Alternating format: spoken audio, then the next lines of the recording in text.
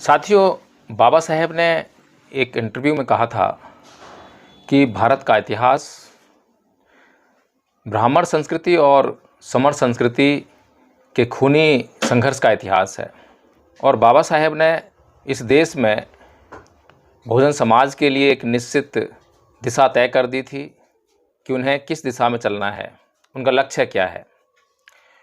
14 अक्टूबर सन 1956 को बौद्ध धर्म ग्रहण करके इस बात को बिल्कुल स्पष्ट कर दिया कि प्रत्येक व्यक्ति जो इस देश में सुख, शांति और समृद्धि चाहता है, भारत को एक राष्ट्र के रूप में देखना चाहता है, भारत में एकता और अखंडता की बात करता है, भारत में देशभक्ति की बात करता है, तो उसके लिए अगर इन लक्ष्यों को प्राप्त करना है, यानी कि उसको एक सच्चा देशभक्त बनना है, एक सच्चा राष्ट्रभक्त बनना है, इस देश को एक राष्ट्र बनाना है, इस देश में सुख, शांति और समृद्धि का वातावरण तैयार करना है, इस देश को फिर से विश्व गुरु का दर्जा दिलाना है। नत्थी में शरणं अय्यं बुद्धो में शरणं वरं एतेन सच्चवज्जेन होतु में जय मंगलं, कि बुद्ध के सिवाय मेरी कोई अन्य शरण नहीं है, बुद्ध ही मेरी अंतिम शरण है। अगर विश्व में द सिंबल ऑफ नॉलेज का खिताब हासिल करने वाला व्यक्ति, विश्व में जिसको अमेरिका द सन की उपाधि से नवाजता है, विश्व में अमेरिका की कोलंबिया यूनिवर्सिटी अपने पिछले 300 साल के इतिहास में अगर किसी व्यक्ति को, किसी छात्र को सर्वश्रेष्ठ छात्र के पुरस्कार से नवाजती है, अगर भारत में जिसे द ग्रेटेस्ट इंडियन का अवार्ड दिया जाता है, अगर कोई भी बात ऐसा व्यक्ति कह रहा है जो कि अब तक दुनिया में महानतम है, भारत में उसके आसपास कोई विद्वान व्यक्ति दिखाई नहीं देता है, तो ऐसे व्यक्ति ने अगर कुछ कहा है तो उसको एकदम से नकार देना तो नितांत मूर्खता की बात हो जाएगी। आप माने या ना माने, वो तो आपकी बुद्धि के ऊपर, आपके विवेक के ऊपर आधारित है, लेकिन क्या कहा है उसकी एक बार सुन तो लें, पढ़ तो लें, जांच तो कर लें, हो सकता है कि आपके लिए बहुत ही काम की बात सिद्ध हो। तो इसीलिए परम पूज्य बाबा साहब डॉक्टर भीमराव अंबेडकर, जिन्हें तमाम उपाधियों से भारत के लोगों ने और विश्व के देशों ने नवाजा, तो उस व्यक्ति ने 14 अक्टूबर सन 1956 को बौद्ध धर्म की शरण ग्रहण की और 13 अक्टूबर सन 1935 को यह कहकर कि मैं हिंदू धर्म में पैदा हुआ, यह मेरे बस की बात नहीं थी, लेकिन मैं हिंदू मरूंगा नहीं, हिंदू धर्म का त्याग कर दिया था। बाबा साहब डॉक्टर भीमराव अंबेडकर ने जब 1956 में बौद्ध धर्म ग्रहण किया तो वो 22 प्रतिज्ञाओं के साथ में ग्रहण किया और अपने लाखों अनुयायियों को 22 प्रतिज्ञाएं दिलाकर बौद्ध धर्म ग्रहण करवाया। आज जो सबसे बड़ी जो समस्या है जिसके ऊपर आज मैं चर्चा करने के लिए आप लोगों के सम्मुख आया हूं, वो है कि भारत को हम लोग बौद्धमय क्यों नहीं कर पा रहे हैं, पहला प्रश्न। दूसरा प्रश्न, क्या भारत को बौद्धमय करना आवश्यक है? अगर भारत को बौद्धमय करना आवश्यक है तो फिर दूसरा प्रश्न बहुत ही आवश्यक हो जाता है, उस पर चिंतन करना बहुत ही आवश्यक है। भारत को बौद्धमय करना क्यों आवश्यक है? मैं निश्चित तौर पर एक बात कह सकता हूं कि संसार में केवल बुद्ध हैं जो केवल मनुष्य की बात करते हैं, वो किसी संप्रदाय की बात नहीं करते, वो किसी वर्ग की बात नहीं करते, वो किसी एक समाज की, एक जाति की, एक क्षेत्र की, एक भाषा की बात नहीं करते, और केवल बुद्ध हैं जो नियमों में परिवर्तन की बात करते हैं। केवल बुद्ध ही हैं जो मनुष्य के लिए अगर कोई नियम दुखदाई बन जाए, उस नियम से उसका कल्याण ना होता हो, तो उस नियम को या तो रद्द कर दो या बदल दो। ऐसा केवल दुनिया में भगवान बुद्ध ही कह सकते हैं और कहते हैं। इसीलिए अगर हम दुनिया के धर्मों का अगर एक तुलनात्मक अध्ययन सचरी तौर पर करना चाहें तो हम देखते हैं कि दुनिया के जितने भी मुख्य धर्म हैं, उन सब के जो संस्थापक हैं, उन्होंने अपने आप को स्थापित करने के लिए, अपने धर्म को स्थापित करने के लिए नाना प्रकार के झूठों का सहारा लिया है। इस्लाम के संस्थापक पैगंबर साहब अपने आप को खुदा का पैगंबर कहते हैं कि मुझे खुदा ने पैगाम देकर भेजा है, और आप लोगों को यह बात स्वीकार करनी होगी कि मैं खुदा का पैगंबर हूँ, और यह बात भी स्वीकार करनी पड़ेगी कि मैं ही अंतिम पैगंबर हूँ, मेरे बाद जो है कोई दूसरा पैगंबर नहीं होगा। यह बात जब संसार के लोगों को बताते हैं, और जब हम इस्लाम की बातों को, सिद्धांतों को पढ़ते हैं, तो उसमें ये मालूम पड़ता है कि नाना प्रकार के दबाव डालकर, लोगों को डराकर, धमकाकर कि अगर तुमने इस्लाम को स्वीकार नहीं किया तो तुम जहन्नुम में जाओगे, तुम काफिर कहलाओगे, तुम्हें पत्थरों से मारा जाएगा। तो नाना प्रकार के डर और भय दिखाकर और उनको बाध्य कर कर इस्लाम को मानने के लिए मजबूर करना, ऐसा हम जो है इस्लाम में देखते हैं। ईसाई धर्म की बात करें तो ईसाई धर्म के संस्थापक ईसा मसीह ने अपने आप को द सन ऑफ गॉड, यानी कि ईश्वर का पुत्र कहकर संबोधित किया, लोगों को बताया कि मैं ईश्वर का पुत्र हूँ, मुझे ईश्वर ने आप लोगों के लिए संदेश देकर भेजा है, आपके कल्याण के लिए बातें मुझे बताई हैं जिससे कि मैं आपका कल्याण करूँगा। और वहाँ भी इसी तरह की बातें आपको देखने को और सुनने को मिल जाएंगी, चमत्कारों की बातें सुनने को मिल जाएंगी कि किस प्रकार से ईसा मसीह ने चमत्कार किए, क्योंकि लोगों की दृष्टि जो है बाधित है, नाना प्रकार के आवरण उनकी बुद्धि पे पड़े हुए हैं, जांच करने से डरते हैं, जांच करने से इसलिए डरते हैं कि कहीं उनको कोई अल्लाह, कोई ईश्वर, कोई गॉड नुकसान ना पहुंचा दे।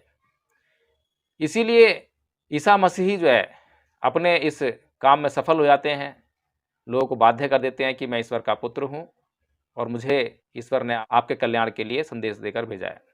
हिंदुओं के कृष्ण तो इन दोनों से और भी 2 कदम आगे निकल जाते हैं। वे ना तो अपने आप को पैगंबर कहते हैं किसी अल्लाह का, किसी ईश्वर का, और ना ही अपने आप को किसी ईश्वर का पुत्र कहते हैं। वो साक्षात अपने आप को ईश्वर ही घोषित कर देते हैं कि मैं ही ईश्वर हूँ, और जो मेरी शरण में आएगा उसका उद्धार हो जाएगा, और जो मेरी शरण में नहीं आएगा उसका उद्धार नहीं होगा। और मेरी शरण में आने का क्या तरीका है कि मेरी पूजा करो, मेरी आराधना करो, मेरी भक्ति करो, मुझे श्रद्धा लेकर आओ, मुझ में विश्वास करो। ये कृष्ण के आधार हैं लोगों को समझाने की किस तरह से जो है मेरी शरण में आओगे। इसके बाद अगर हम बुद्ध की बात करें तो केवल बुद्ध ही एक ऐसे शास्ता हैं, ऐसे संस्थापक हैं जिन्होंने अपने धर्म के प्रचार के लिए किसी भी मनुष्य को किसी भी काल्पनिक पात्र से, किसी भी कल्पना से, किसी कथा कहानी से, किसी अप्राकृतिक शक्ति से, किसी अदृश्य शक्ति से डराया नहीं, धमकाया नहीं, उन्हें बाध्य नहीं किया, बल्कि उन्हें जांच करने के लिए प्रेरित किया। उन्होंने यहाँ तक कह दिया कि अगर बिना जांच किए, बिना संदेहों को मिटाए अगर मेरी शरण में तुम आ भी गए तो उससे तुम्हें कोई लाभ नहीं हो पाएगा। मेरी शरण में आने से पहले तुम अपने समस्त संदेहों को, अपने समस्त प्रश्नों को जब तक कर ना लो, जब तक उनका जवाब ना ले लो, जब तक पूरी तरह से जांच ना कर लो, तब तक मेरी शरण में आना मत। अगर किसी के कहने से कि भगवान बुद्ध की शरण उत्तम है, भगवान की शरण जाना बहुत सुंदर कार्य है, अगर ऐसा मानकर मेरी शरण चले आए तो मेरे धम्म को, मेरे बताए गए रास्ते को समझ नहीं पाओगे, और जब मेरे बताए हुए मार्ग को समझ नहीं पाओगे तो उस पर चलोगे कैसे, और जब मार्ग पर चलोगे नहीं तो तुम्हारे कल्याण की कोई संभावना नहीं है। ऐसा केवल और केवल भगवान बुद्ध ही कहते हैं। भगवान बुद्ध के अलावा अगर हम अन्य धर्म के संस्थापकों को देखें तो उनका संबंध किसी न किसी रूप से हिंसा से जुड़ा हुआ है, और इन धर्मों को मानने वाले लोगों ने अपने धर्म के प्रचार प्रसार के लिए लोगों पर नाना प्रकार के अत्याचार किए हैं। मुसलमानों का धर्म प्रचार देखें तो आज भी बहुत ही बदनामी के दौर से गुजर रहा है।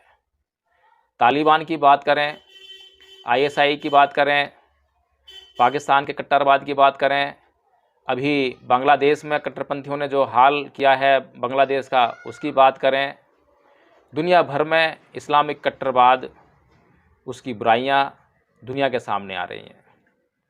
एक ही लक्ष्य है कि सारी दुनिया इस्लाम को कबूल कर ले। अगर इस्लाम को कबूल करना है तो इस्लाम में क्या गुण है, लोगों का उससे कैसे कल्याण हो सकता है, यह लोगों को समझाना चाहिए, बताना चाहिए, ताकि लोग जो हैं उस बात को समझकर और इस्लाम की तरफ आकर्षित हों। लेकिन ऐसा नहीं है। इसी प्रकार से ईसाई धर्म ने दुनिया भर में अपने धर्म के प्रचार प्रसार के लिए किस प्रकार लोगों को या तो मूर्ख बनाया, बहकाया, फुसलाया, लालच दिया, या फिर उन पर जो है अमानवीय अत्याचार किए। इतिहास भरा पड़ा है। इसी प्रकार से हिंदुओं का धर्म प्रचार आप देख ही रहे हैं। और अगर हम कहें कि एकमात्र धर्म ऐसा है पूरी दुनिया में जो अपना धर्म प्रचार करना ही नहीं चाहता, जो अपनी धार्मिक पुस्तकों को दूसरों को पढ़ने नहीं देता, दूसरों को पढ़ाता नहीं है, एकमात्र धर्म ऐसा है। इसीलिए अगर हम ये तुलनात्मक अध्ययन की बिल्कुल न्यूट्रल होकर, निष्पक्ष होकर, ईमानदारी से जांच करें तो हमें भगवान बुद्ध का धम्म न केवल सर्वश्रेष्ठ दिखाई देता है बल्कि दुनिया के लिए सबसे उपयुक्त दिखाई देता है। अगर हम इस्लाम के सिद्धांतों की बात करें, नियमों की बात करें, ईसाई धर्म के नियमों सिद्धांतों की बात करें, हिंदू धर्म के नियमों सिद्धांतों की बात करें, तो इनके नियम और सिद्धांत केवल और केवल इनके धर्म तक ही सीमित हैं, इनके समुदाय तक सीमित हैं। मुसलमानों के नियम, कायदे, कानून, व्रत, उनका पालन केवल मुसलमान ही कर सकते हैं, ईसाई नहीं कर सकते। ईसाइयों के नियम, कानून, सिद्धांत और व्रत जो भी हैं वो मुसलमान नहीं कर सकते, केवल ईसाई कर सकते हैं। हिंदुओं के इसी प्रकार से जो नियम है, सिद्धांत हैं, कानून हैं और जो व्रत वगैरह हैं, उनको केवल हिंदू कर सकते हैं, मुसलमान और ईसाई नहीं कर सकते। कोई फिलोसॉफिकल बातें ही नहीं है। लेकिन भगवान बुद्ध की एक एक बात जो पूरी दुनिया के लिए सर्वमान्य है, उसका सामान्यकरण आराम से किया जा सकता है। भगवान बुद्ध ने कोई ऐसी बात नहीं कही जिसको पूरी दुनिया मानने से इनकार कर दे।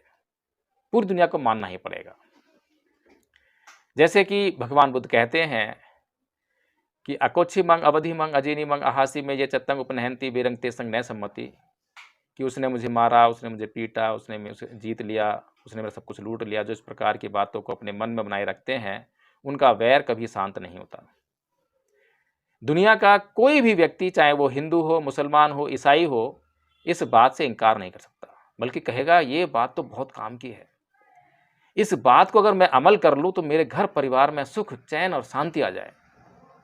इस बात को अगर पूरी दुनिया अमल कर ले तो पूरी दुनिया में सुख, शांति और समृद्धि का वास हो जाए। अगर इसी बात को आधार बनाएं कि क्या इस बात को अन्य धर्म के लोग या अन्य धर्म अपने नियमों में लागू करते हैं, क्या उनके नियमों में ऐसा, उनके सिद्धांतों में ऐसी बातें हैं, तो जो उनका व्यवहार अब तक दुनिया ने देखा है उससे तो ऐसा बिल्कुल भी साबित नहीं होता। विशेष तौर पर हिंदुओं का इतिहास तो रंजिश, बदले की भावना से भरा पड़ा है और अपने आप को स्थापित करने के लिए कितना कत्ले आम करते हैं, कितना रक्तपात करते हैं और ईंट का जवाब पत्थर से दो, साम दाम दंड भेद जैसी नीतियां अपनाते हैं। अगर हम यह मान लें कि भगवान बुद्ध का धम्म पूरी दुनिया में प्रचारित प्रसारित करने योग्य है, उसका प्रचार प्रसार करना चाहिए। तो दूसरा प्रश्न अब यह उठता है कि भारत में जब परम पूज्य बाबा श्री डॉक्टर भीमराव अम्बेडकर ने बौद्ध धर्म अपना लिया और भारत के लोगों को ये लक्ष्य के रूप में दे दिया, तो भारत में बौद्ध धर्म का प्रचार प्रसार क्यों नहीं हो पा रहा? तो इस पर हम चर्चा करेंगे। इस पर चर्चा करते वक्त सबसे पहला बिंदु कि भारत में भगवान बुद्ध के समय में कभी आपने नहीं सुना होगा कि कोई उपासक संघ रहा होगा। अगर भगवान बुद्ध के समय में कोई उपासक संघ होता तो भारत से निश्चित तौर पर बुद्ध का धम्म लुप्त नहीं होता, उसकी आज ये हालत नहीं होती। क्योंकि भगवान बुद्ध का धम्म जो है मानवतावादी धम्म है। वो कभी भी घृणा और द्वेष नहीं सिखाता, बल्कि घृणा और द्वेष को दूर करने की सीख देता है और ज़रूरतमंदों की सहायता करने की सीख देता है। इसीलिए जो बौद्ध उपासक थे उनके घरों में बौद्ध भिक्षुओं के अलावा अन्य परिव्राजक भी भिक्षा मांगने आया करते थे और बौद्ध उपासक उनको भी भिक्षा दिया करते थे, दान दिया करते थे। इसीलिए बौद्धों का उपासक संघ नहीं बन पाया। बौद्धों का उपासक संघ नहीं होने के कारण जब बौद्ध भिक्षुओं का कत्लेआम हुआ तो उनको बचाने वाला कोई नहीं था। अगर कोई उपासक संघ होता तो वो ऐसी कार्रवाई का विरोध करता, कोई आंदोलन करता। कम से कम बौद्ध धर्म की ऐसी स्थिति जो आज हम देखते हैं भारत में, ऐसी स्थिति नहीं होती कि पूरा का पूरा लुप्त हो गया। ऐसा कभी नहीं होता। इसीलिए आज वर्तमान में एक उपासक संघ की भी बहुत भारी आवश्यकता है। अगर नज़र दौड़ाकर देखें तो मैं दूर दूर तक कहीं पर भी आज उपासक संघ नज़र नहीं आता। बहुत सारे लाखों की तादाद में बाबा साहेब और भगवान बुद्ध के नाम पर संगठन बने हुए हैं, लेकिन उनका या तो कोई उद्देश्य नहीं है, और कोई उद्देश्य है तो कोई योजना नहीं है, और कोई योजना बना भी रखी है तो क्रियान्वयन नहीं है। आपस में एकता नहीं है। बौद्ध धर्म की बातें करना और बौद्ध धर्म को व्यवहार में लेकर आना दोनों बहुत अलग अलग बातें हैं। बहुत से संगठनों में फूट पड़ी हुई है, आपस में लड़ाई झगड़े के अड्डे बन गए हैं। बुद्ध विहारों पर या तो बौद्ध भिक्षु का कब्जा है या उपासकों का कब्जा है, संगठनों का कब्जा है। वो सामान्य जनता के लिए उपलब्ध नहीं है। सामान्य जनता का कोई लेना देना नहीं है बौद्ध विहार से। तो इसीलिए धम्मपद संघ ने यह प्रयास किया, यह जानने की कोशिश की कि भारत में बौद्ध धर्म के प्रचार प्रसार में क्या रुकावट है, क्या कारण है। तो पहला तो उपासक संघ नहीं है। दूसरा ये कि जो लाखों बौद्ध बाबा साहेब के कहने पर या बाबा साहेब के प्रशंसक होने के नाते बने थे 1956 में, उन बौद्धों की दीक्षा तो हुई पर शिक्षा नहीं हो पाई, प्रशिक्षण नहीं हो पाया। आज भी हम देखते हैं कि दीक्षा के कार्यक्रम तो बहुत से लोग, बहुत से बौद्ध भिक्षु चलाते हैं, बड़े बड़े कार्यक्रम करते हैं, और कहीं पर हजारों के धर्मांतरण की बात करते हैं, कहीं पर सैकड़ों लोगों के धर्मांतरण की बात करते हैं, लेकिन शिक्षा के नाम पर नगण्य हैं। मैंने स्वयं जगह जगह जाकर लोगों से पूछा कि क्या आप बौद्ध हैं, तो लोगों ने कहा हम बौद्ध हैं। और जब मैंने पूछा कि आप बौद्ध धर्म के बारे में क्या जानते हैं, तो जवाब मिलता है, और एक जगह से नहीं, हर जगह से आपको ये जवाब मिलेगा। आप स्वयं भी इस बात की जांच कर सकते हैं। तो जवाब क्या मिलता है कि हिंदू धर्म को नहीं मानना बौद्ध धर्म है, अंधविश्वास, पाखंड, अंधश्रद्धा को नहीं मानना बौद्ध धर्म है, अंधविश्वास पाखंड का विरोध करना, देवी देवताओं को नहीं मानना, उनकी पूजा नहीं करना, उनका विरोध करना, ईश्वर को नहीं मानना, उसकी पूजा ना करना, उसका विरोध करना बौद्ध धर्म है। विज्ञान को मानना, तर्क की कसौटी को पहचानना, मानना, ये बौद्ध धर्म है। लेकिन बौद्ध धर्म क्या है वो बौद्धों को नहीं मालूम है। तो सोचिए कि भारत में बौद्ध धर्म का प्रचार प्रसार करने की जिम्मेदारी किसके ऊपर है? क्या भारत में बौद्ध धर्म का प्रचार प्रसार हिंदू लोग करेंगे, मुस्लिम करेंगे, ईसाई करेंगे, या विदेशों से लोग बुलाए जाएंगे वो आकर यहाँ पर धर्म प्रचार करेंगे? नहीं, भारत के बौद्धों को ही भारत में बौद्ध धर्म का प्रचार प्रसार करना पड़ेगा। ये बात तो निश्चित है।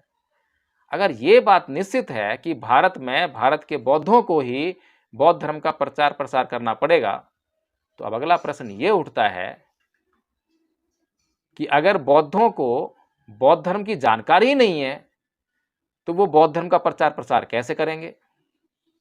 ये प्रश्न बहुत वाजिब है, और अभी तक मुझे लगता है कि इस प्रश्न के ऊपर अधिक चिंतन मनन नहीं हुआ है। मैं ऐसा इसलिए बोल रहा हूं कि अगर अधिक चिंतन मनन इस प्रश्न पर हुआ होता तो एक योजना भी हमारे सामने आई होती। अब तक कोई योजना हमें दिखाई नहीं देती, कोई संस्था, कोई संगठन इस कार्य को करते हुए दिखाई नहीं देता। तो बौद्ध लोगों को जब तक बौद्ध धर्म का ज्ञान नहीं होगा, जानकारी नहीं होगी, तो अभी वो जब अपने मोहल्ले में, अपने अड़ोस में, पड़ोस में, अपने ऑफिस में, अपने स्कूल में, कॉलेज में, अपने घर में जो चर्चाएं करते हैं, उसमें कौन सी संस्कृति, कौन सा धर्म शामिल है, चर्चा तो करते हैं। अगर आप अपने धर्म को नहीं जानते हैं, अपने धर्म की कोई जानकारी नहीं है, तो चर्चाएं तो हो रही हैं। आपके अड़ोस पड़ोस चर्चाएं हो रही हैं, आपके स्कूल कॉलेज चर्चा हो रही हैं, आपके स्कूल कॉलेज में फंक्शन होते हैं, वहाँ पार्टिसिपेशन करते हैं। जब आप पार्टिसिपेशन करते हैं, नाट्य प्रस्तुति वगैरह करते हैं, तो वहाँ पर या तो आप राधा का करेंगे या कृष्ण का करेंगे। राम का करेंगे या किसी और का करेंगे। आपको तो अपने धर्म की जानकारी ही नहीं है, अपने धर्म के पात्रों के बारे में, अपने धर्म के नायकों के बारे में कुछ जानकारी नहीं है, तो कैसे आप जो है वहाँ पर जो है फेस्टिवल्स में इस प्रकार से आप कोई पार्टिसिपेशन कर सकेंगे। चलिए पार्टिसिपेशन नहीं कर सकेंगे, अगर हमारे बच्चे बौद्ध धर्म की जानकारी से युक्त हो जाएं तो भाषण तो अच्छा दे सकते हैं, शिक्षा तो अच्छी दे सकते हैं। आज धम्मपद संघ ने छोटे छोटे बच्चे आचार्य बना दिए हैं और वो करीबन आधा घंटे तक प्रवचन दे सकते हैं, धम्म का प्रवचन, धम्म की क्या महत्व, धम्म का लोगों के जीवन में क्या महत्व है और धम्म के अभाव में लोगों का जीवन कितना दुश्वार हो गया है, कितना मुश्किल हो गया है। अगर ऐसा हमारे बच्चे तैयार हो जाएं तो क्या धर्म प्रचार नहीं होगा।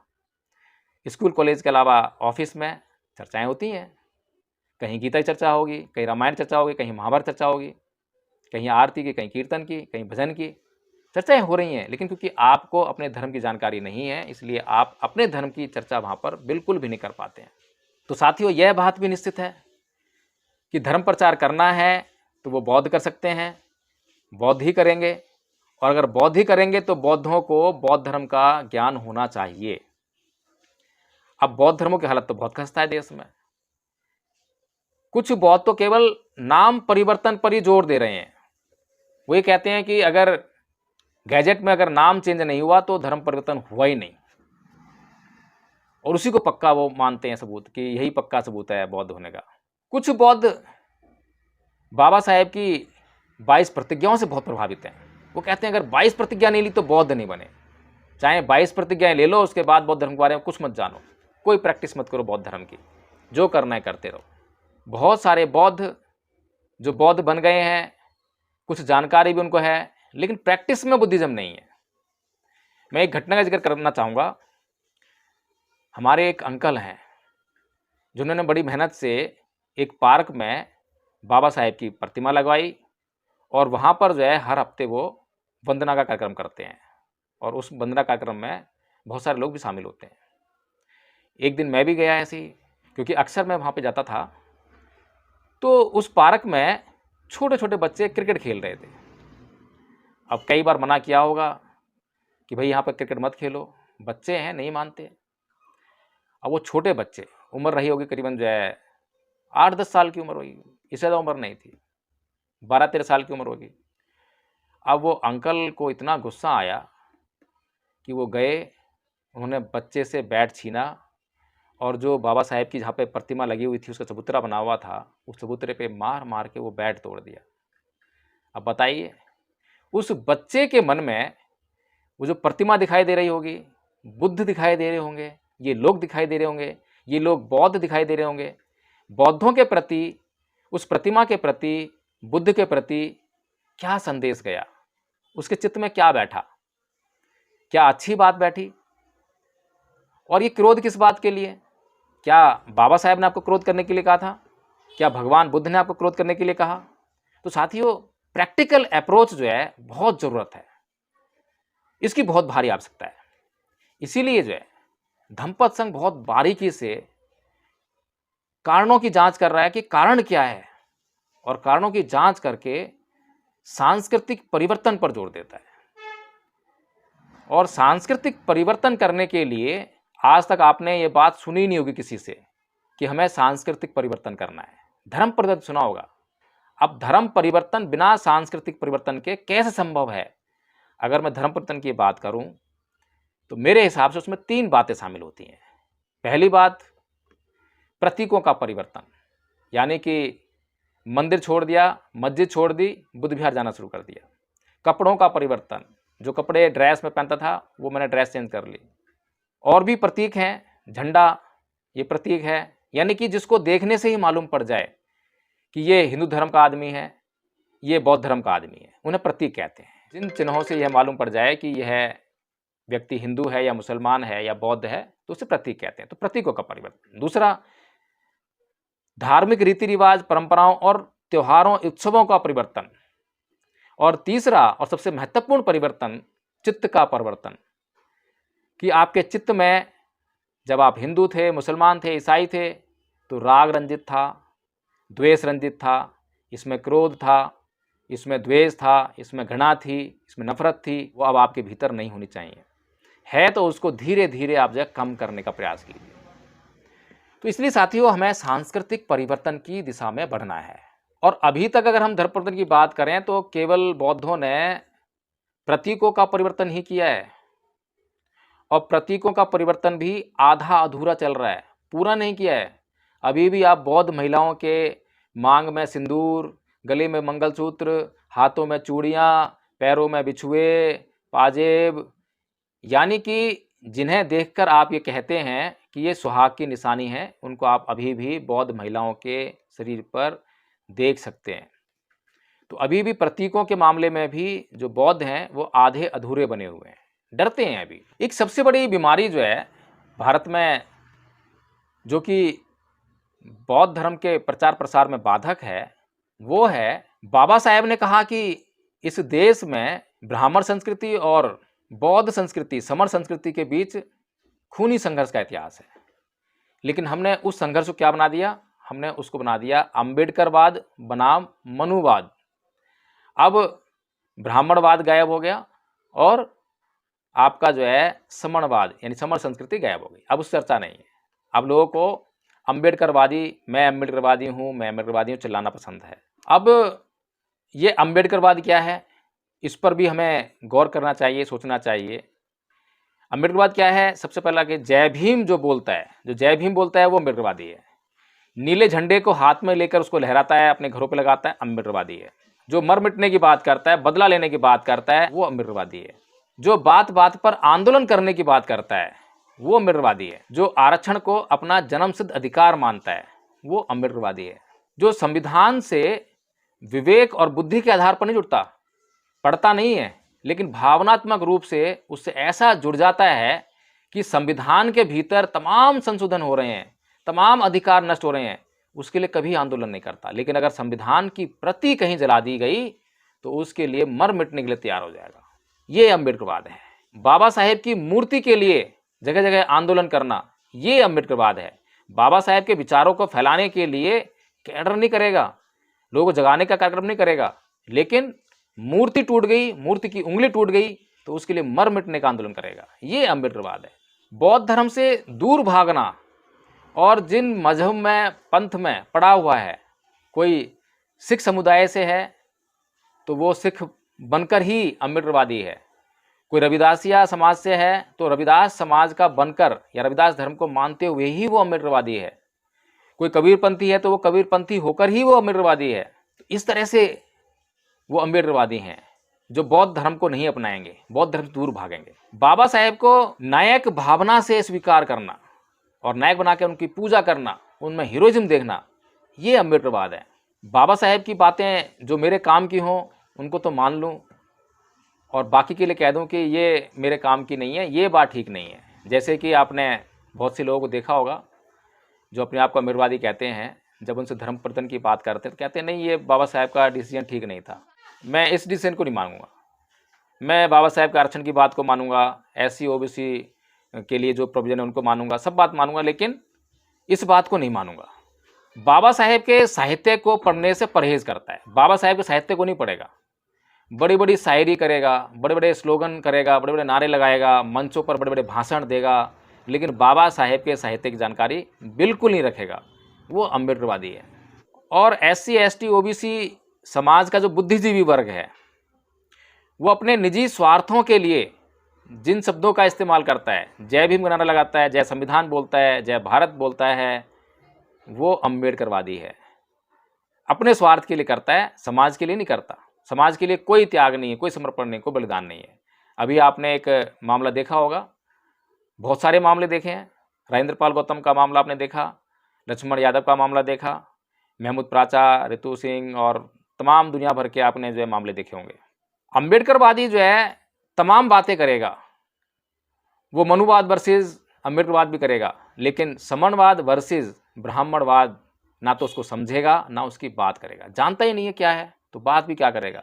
अम्बेडकरवाद और मनुवाद, ये जो टर्मिनोलॉजी है, ये बाबा साहेब की बात तो है ही नहीं, क्योंकि बाबा साहेब तो एक इंटरव्यू में बोलते हैं कि समण संस्कृति और ब्राह्मण संस्कृति के बीच में संघर्ष है।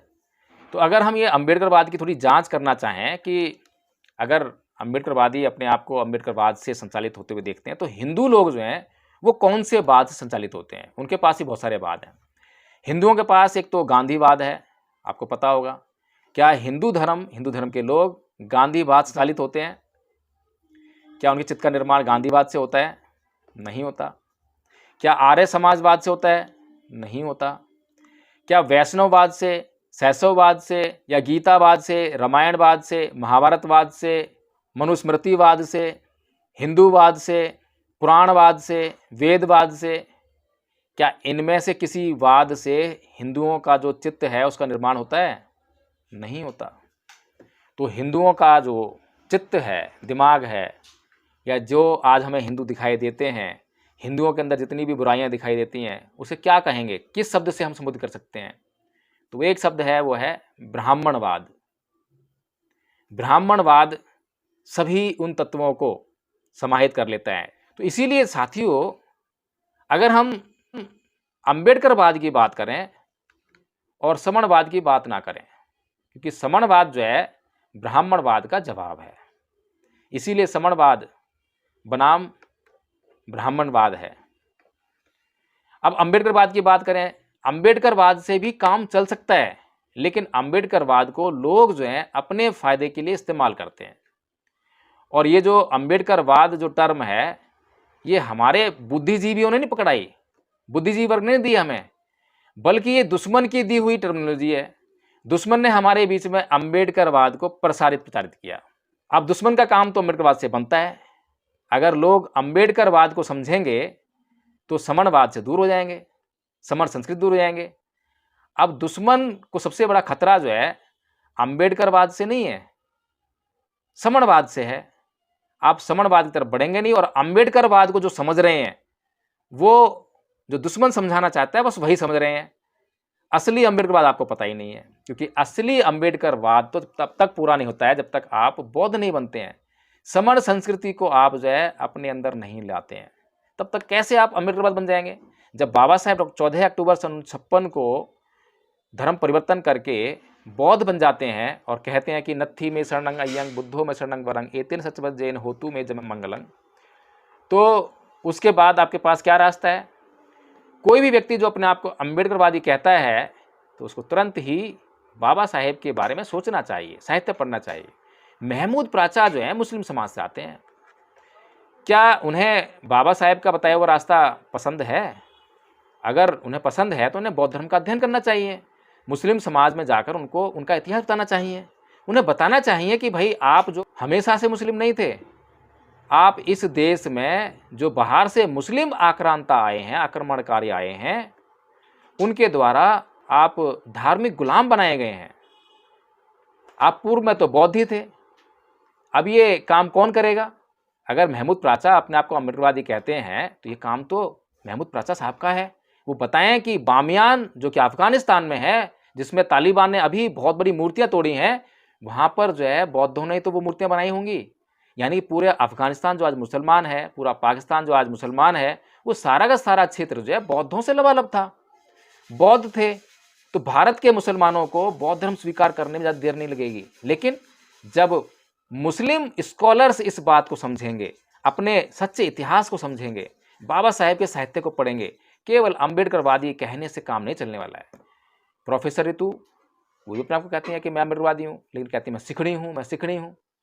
सिखड़ी कहने से काम नहीं चलने वाला। बाबा साहेब पागल नहीं थे, और आप अपने आप को सिखड़ी और अम्बेडकरवादी कहकर जो है आप बाबा साहेब को, दुनिया तो कहती है द सिंबल ऑफ नॉलेज, आप कहते हैं पागल है। दुनिया कहती है कि द ग्रेटेस्ट इंडियन, और आप उनको पागल कहते हैं। शर्म आती है मुझे तो इसीलिए साथियों, अम्बेडकरवाद से भी काम चल सकता है, लेकिन अम्बेडकरवाद को आपको परिभाषित करना पड़ेगा।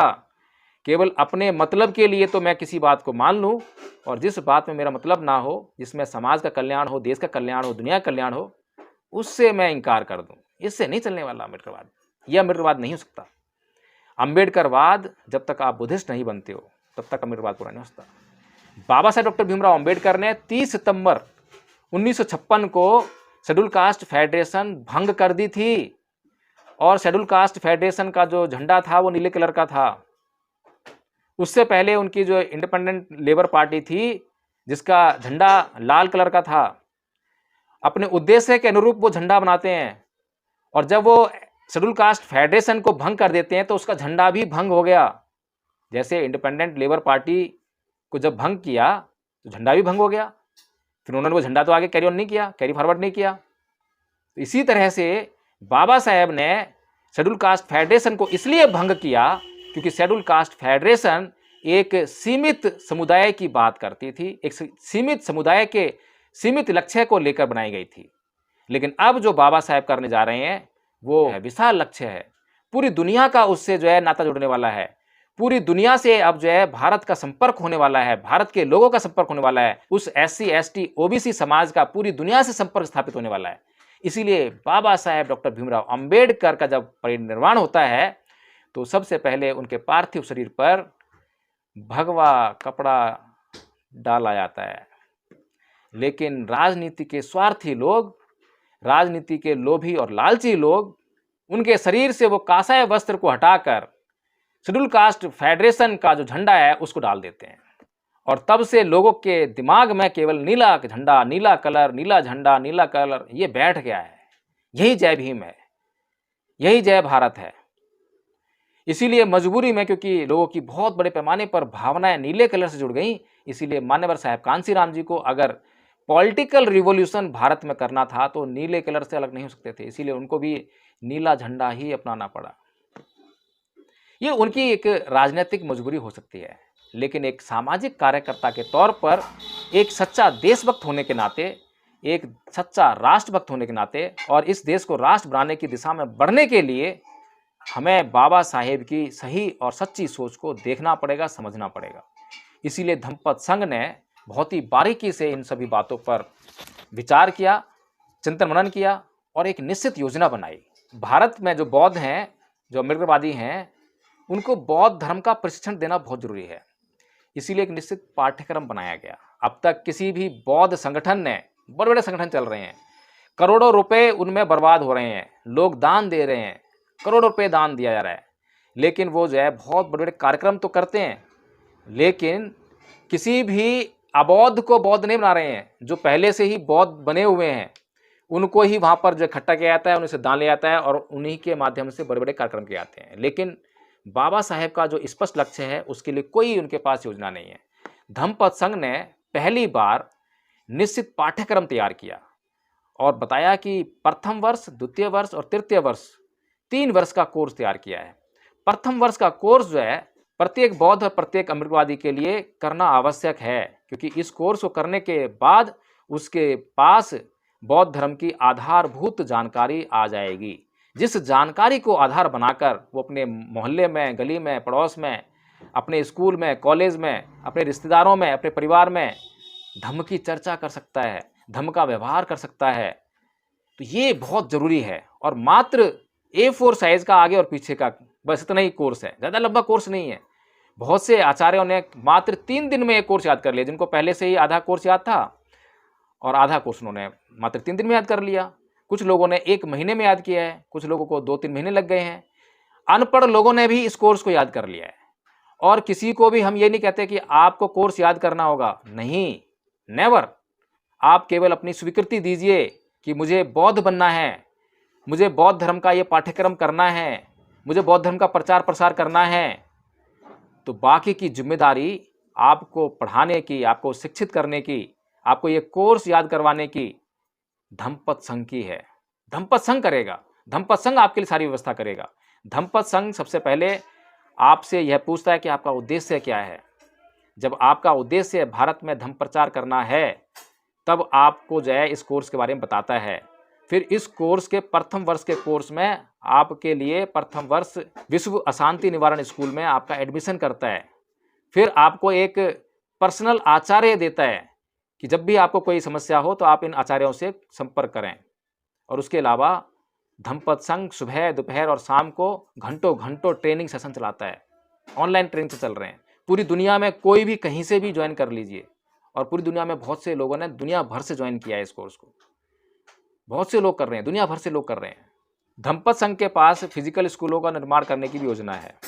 इसके तहत वो लोगों से ज़मीन दान करने का आह्वान कर रहा है और ज़मीन दान में लेते हुए एक एग्रीमेंट साइन किया जाएगा, जिसमें कि अगर जिस उद्देश्य के लिए ज़मीन ली गई है, अगर वो उद्देश्य नहीं पूरा करता है धम्मपद संघ एक निश्चित काल अवधि में, तो वह ज़मीन उसी व्यक्ति के पास वापस चली जाएगी। किसी भी प्रकार से कि समाज के किसी भी व्यक्ति को धोखा देने की कोई योजना नहीं है। बिल्कुल साफ, ईमानदारी से और स्पष्ट तौर पर अपनी सटीक योजना के साथ में धम्मपद संघ इस मकसद के लिए ज़मीन पर उतरा है और अब तक पिछले 1 वर्ष में, मात्र 1 वर्ष में 60 आचार्य तैयार कर चुका है और अब वो 60 आचार्य आगे और आचार्यों को ट्रेनिंग दे रहे हैं। तो आप सोच सकते हैं कि कितने कम साधनों में और कितने बड़े स्तर पर इस कार्यक्रम को आगे बढ़ाया जा रहा है। जो आचार्य अभी तक बने हैं, मैं आपके सामने उनके नाम पढ़ देता हूँ। आचार्य अशोक जी दिल्ली से हैं, आचार्य राम बहादुर जी जौनपुर से हैं, आचार्य सत्येंद्र जी बक्सर बिहार से हैं, आचार्य सुमन जी जो कि अब संघ छोड़ चुकी हैं, आचार्य हरिदास चंद्रा जी जो कि प्राचार्य हैं द्वितीय वर्ष स्कूल के, आचार्य ब्रजलाल जी मध्य प्रदेश से हैं, आचार्य योगेंद्र जी उत्तर प्रदेश बुलंदशहर से हैं, आचार्य तापेराम जी हिमाचल प्रदेश से हैं, आचार्य सपना जी हिमाचल प्रदेश से हैं, आचार्य प्रवेश कुमार जी सहारनपुर से हैं, आचार्य हिमांशी जी दिल्ली से हैं, आचार्य पारुल दिल्ली से हैं, आचार्य रोहित हिमाचल प्रदेश से हैं, आचार्य ओम प्रकाश जी जौनपुर से हैं, आचार्य सुजाता जी जो कि पश्चिम बंगाल से हैं, आचार्य अरुण जी आगरा से हैं, आचार्य नीरज देवी जी जो कि संघ से बाहर कर दी गई हैं संघात के कारण, आचार्य रोहित गुंडाना जी जो कि महाराष्ट्र से हैं, आचार्य विकास मेश्राम जी मध्य प्रदेश से हैं, आचार्य मुकेश कुमार जी मध्य प्रदेश से हैं, आचार्य आरती बौद्ध अयोध्या से हैं, आचार्य दीपक राज जी दिल्ली से, ये भी संघात के आरोप में निष्कासित किया जा चुके हैं, आचार्य कैलाश जी, आचार्य डॉक्टर सुनील जी, आचार्य प्रेम नारायण जी, आचार्य अंशु जी मात्र 11 साल के हैं और बहुत सारा इन्होंने जो है पाली में साहित्यात कर लिया है और कभी मौका मिलेगा तो आपको वीडियो के माध्यम से दिखाने का प्रयास करेंगे। आचार्य सूर्यपाल जी, आचार्य कपिल देव जी, आचार्य ऋषभ जी, आचार्य खुशबू जी, खुशबू भी 10-11 साल की बच्ची है, आचार्य सुरेश कदम जी, आचार्य अर्चना बौद्ध जी गुड़गांव से हैं, आचार्य यशवंत जी, आचार्य किशोर चौहान जी, आचार्य हेमेंद्र जी, आचार्य राहुल बौद्ध जी, आचार्य रंजीत जी वेस्ट बंगाल से हैं, आचार्य लाल सिंह साहू जी, आचार्य बंसी लाल सालवे जी, आचार्य पारसनाथ जी, आचार्य संतोष जी, आचार्य दीपक राज जी, आचार्य पवन बौद्ध जी, आचार्य अवधेश कुमार कुशवाहा जी, आचार्य अनिल जी, आचार्य धीर सिंह बौद्ध जी, आचार्य राम स्वरूप जी, आचार्य सरवन जी, आचार्य आसमा मात्र 8-9 साल की बच्ची है, आचार्य मुरारी जी, आचार्य हरपाल सिंह जी एडवोकेट साहब हैं, आचार्य संजय जी, आचार्य अनिल जी, आचार्य लल्लन सिंह जी, आचार्य विश्वनाथ जी, आचार्य भृगुनाथ जी, आचार्य प्रिंस बहुत छोटी उम्र के बच्चे हैं। तो साथियों, इस तरह से जो है धम्मपद संघ कार्य कर रहा है। अगर आपको भी धम्मपद संघ के कार्य, उसकी योजना, उसके पाठ्यक्रम पर कुछ विश्वास आया हो या आपको कुछ इसकी जांच करनी हो तो धम्मपद संघ उसके लिए सदैव तैयार है। आप आइए, जुड़िए। अगर आपको जांच में सारी बातें खरी लगें, स्पष्ट लगें, एक सटीक योजना आपको प्रतीत हो तो आप भी जो है भारत को बौद्धमय करने के लिए, बाबा साहेब के सपने को साकार करने के लिए जुड़ जाइए। और इस संघ में कोई नायक नहीं है, किसी की नायक पूजा होने वाली नहीं है। इस संघ में चाहे संस्थापक हो, प्राचार्य हो या किसी भी विभाग का अध्यक्ष हो, वे सभी जो हैं बराबर लेवल पर हैं और मैं स्वयं जो है इस संघ में एक छोटा सा कार्यकर्ता के तौर पर कार्य करता हूँ। संघ जो भी कार्य के लिए मुझे आदेश करता है, मैं उस कार्य को संघ को पूरा करके देता हूँ। तो इसी प्रकार से संघ सर्वोपरि है, संघ ही सबको अनुशासित करता है। इसके अलावा संघ ने जो है अपने आप को अनुशासित करने के लिए हर हफ्ते पवारना विधि का आयोजन किया है और संघ ने जो है लगभग 90 के आसपास अपने नियम बनाए हैं जिनसे संघ संचालित होता है। इन 90 नियमों का उल्लंघन करने पर कोई भी सदस्य दंड को आकर्षित करता है और उसके खिलाफ दंडात्मक कार्रवाई होती है। दंडात्मक कार्रवाई का उद्देश्य जो है किसी का नुकसान करना नहीं है, किसी को हानि पहुंचाना नहीं है, बल्कि उस सदस्य का जिसने उल्लंघन किया है उसका कल्याण करना है, संघ का कल्याण करना है, इस समाज का कल्याण करना है। इसलिए जब आप संघ से जुड़ेंगे तो आपको जो है बहुत अच्छा महसूस होने वाला है। आप आइए, आपका स्वागत है। और जो नंबर इस स्क्रीन पर फ्लैश किए जा रहे हैं, आप उन पर संपर्क करके संघ की जो मीटिंग है उसको ज्वाइन कर सकते हैं और संघ के जो योजना है उसको आगे बढ़ा सकते हैं। जय भीम, नमो बुद्धाय।